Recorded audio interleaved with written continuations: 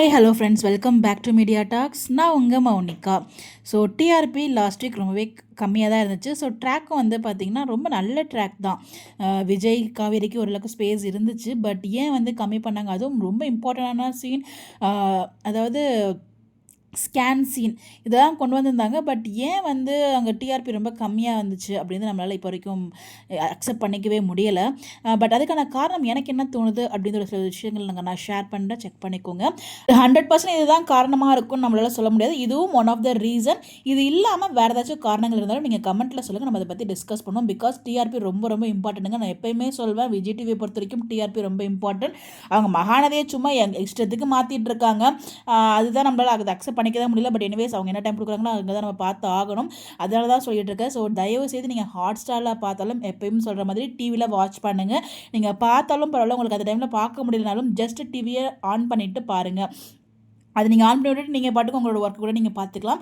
But ஆனால் டிவியில் ஓடணும். அது மட்டும் இல்லை, இப்போ ரீசன்ட் டேஸில் வந்து பார்த்தீங்கன்னா 6:25லாம் வந்து சீரியல் போட ஆரம்பிச்சுறாங்க. அதுவும் one of the reason. Maximum 6:30 அப்படிங்கிறதால வேறு சேனல் பார்த்துருப்போம், இல்லைனா 6:30 தான் டிவியே ஆன் பண்ணுவாங்களாம் ஒரு சில பேர்லாம். ஸோ அதனால் வந்து பார்த்தீங்கன்னா அதனால கூட டிஆர்பி கம்மியாகலாம். ஸோ 6:25க்கே போட்டுடுறாங்க சீரியலில். ஸோ நிறைய பேருக்கு இது தெரிஞ்சிருக்காது. ஸோ அதனால தான் மேக்ஸிமம் இந்த வீடியோ நீங்கள் ஃபார்வர்ட் பண்ணுங்கள் முடிஞ்ச அளவுக்கு. 6:25லாம் வந்து சீரியல் போடுறாங்க. ஸோ அதனால தான் 6:25க்கு நீங்கள் டிவி ஆன் பண்ணுங்கள். இல்லை வேறு சேனல் இருந்தீங்கன்னா டக்குன்னு மாற்றிடுங்க விஜய் டிவிக்கு. 6:25 6:20 அந்த டைமுக்கு முன்னாடியே ஜஸ்ட் 25க்குலாம் நமக்கு சீரியல் ஸ்டார்ட் ஆகுதுன்னா நம்ம அந்த டைமில் கரெக்டாக வந்து டிவி முன்னாடி அந்த சீரியலில் போட்டணும் விஜய் டிவியில். ஸோ அதுதான் நம்மளோட முதல் எய்மாக இருக்கணும் வீக்கா ஃபேன்ஸ்க்கு. ஸோ நம்ம கண்டிப்பாக நம்மளால் முடியாதது எதுவுமே கிடையாது. நம்ம நிறைய விஷயங்கள் சாதிச்சிருக்கோம்.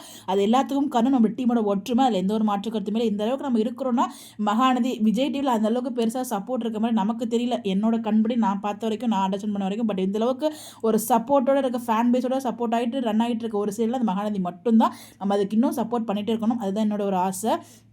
ஸோ அது ஒரு ரீசன். இன்னொன்று வந்து பார்த்திங்கன்னா ப்ராப்பராக ப்ரொமோ போட மாட்டாங்கங்க. ஸோ ஒரு ப்ரொமோ தான் போடுறாங்க.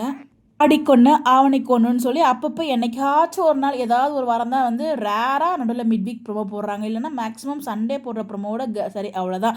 அப்படி இல்லையா, அந்த எபிசோட் முடிஞ்சதுக்கப்புறம் ஒரு எபிசோடுக்கான ஒரு ப்ரொமோ போடுறாங்க. அப்படி இல்லைனா அடுத்த நாளுக்கு முன்னாடி உள்ள சீரியலோட ஒரு ப்ரொமோவை அதுக்கப்புறம் குட்டியோன்னு கண்டென்ட் வச்சு அந்த டேக்கான ப்ரொமோ போடுறாங்க. அது எதுக்கு போடணும் தான் எனக்கு தெரியல அந்த ப்ரொமோவை.